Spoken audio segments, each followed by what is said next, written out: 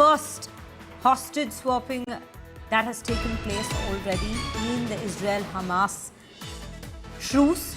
And these are the first images. This is breaking news that we bring to you at the very top of the segment of the bulletin.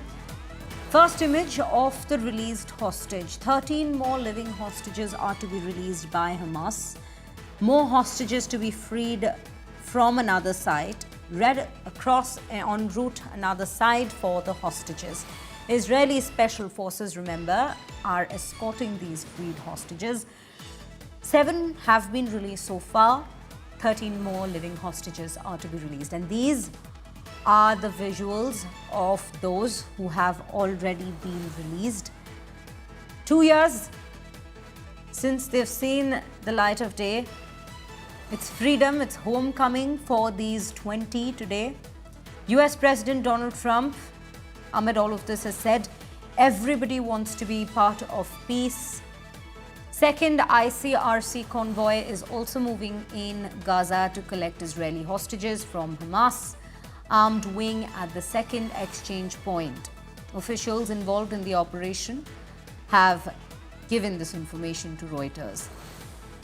Now, while there are hostages who are being brought in different escort sites that have been discussed upon in Khan Yunis, we see another different kind of preparation underway for the prisoners, 2,000 prisoners who will be released for them.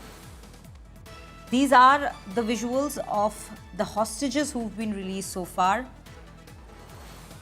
all ranging between the ages of 20 to 40s. It's a big day for those who had lost their loved ones, and also for those who are awaiting the return of their loved ones, because remember, amongst these hostages, many have also died. Now, there is an entire conversation with regards to their mortal remains and providing that back to their families. But again, that is something that's still being spoken about. It's a sensitive matter, of course. Remember, in the first phase,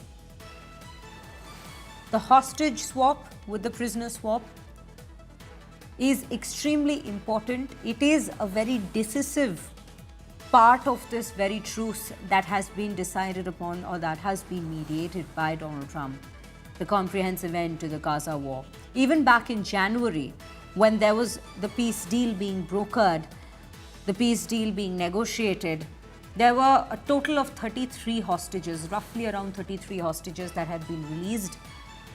However, and that was in exchange for 300 prisoners.